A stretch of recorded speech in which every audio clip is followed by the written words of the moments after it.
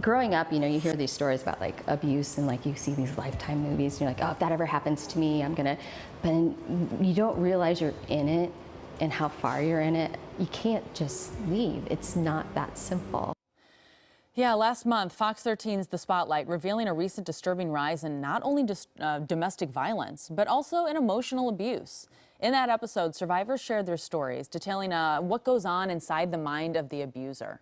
And often, emotional manipulation, coercive control, that can lead to violence in a relationship. So today we're highlighting a local organization working to prevent more stories like that from ever coming to fruition, teaching teens the tools to recognize and stop emotional abuse before it turns into a violent relationship. So joining us this morning, Neba Zaidi, working in prevention and advocacy with the group New Beginnings. Thank you so much for being here. Thank you for having me. We were just having a really nice conversation. I mean, there's so much to learn, and it's good that you're teaching kids at a young age. Can you talk a little bit about what New Beginnings does? Absolutely. We have a lot of different services. So we have services for adults, a wide array. We have a 24/7 Hope line that represents all of King County. We have a community advocacy program that supports adults with basic needs, housing support, legal advocacy, technology abuse advocacy. We have a housing program.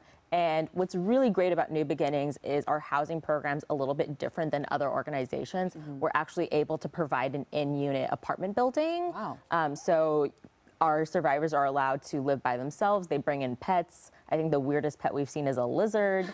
I love that. And then we have a bunch of prevention programs for adults, for professionals, for community members, and teens. So I want to talk a little bit about that. Talk about some of the prevention programs, especially when it comes to some of the younger groups. You were saying that you work regularly with middle school students. Yes. I mean, that's really interesting to get this kind of conversation started at such a young age. Absolutely. So we partner with 8 middle schools, and we have 2 high schools that we have really close connections with.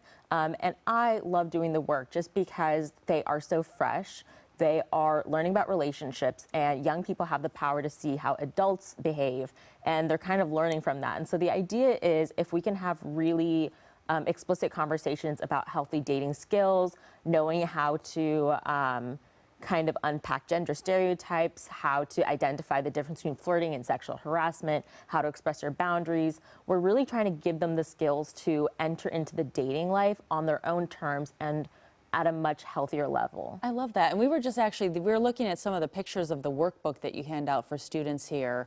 And we just want to do like a little bite-sized lesson right now. I mean, how do these types of emotionally abusive or violent relationships start? I mean, obviously they don't start out this way. So where does the change happen? So we talk a lot about the cycle of abuse and how, like you said, all relationships start off with that romantic phase. And so people don't usually go on a first date with somebody and then it gets really bad. Yeah. It kind of happens over time. People's boundaries are being pushed.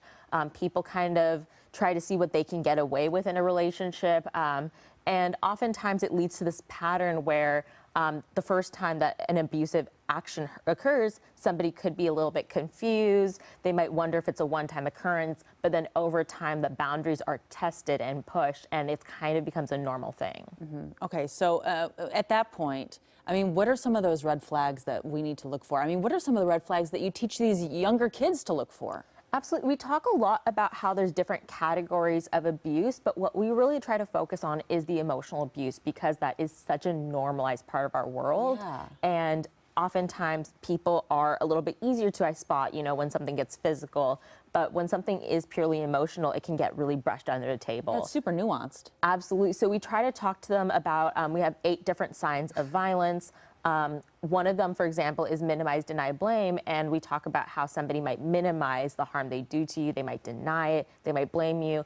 A lot of times we hear the word called gaslighting, which is really similar to it, but we really try to have open conversations about what each sign of abuse looks like, feels like, and sounds like. So when you're I feel like the way you're explaining it sort of feels like a vortex. You're just whirling around in this vortex. Maybe you're confused, and Yes. the feeling of gaslight, what is real, what is not real. How do you get out?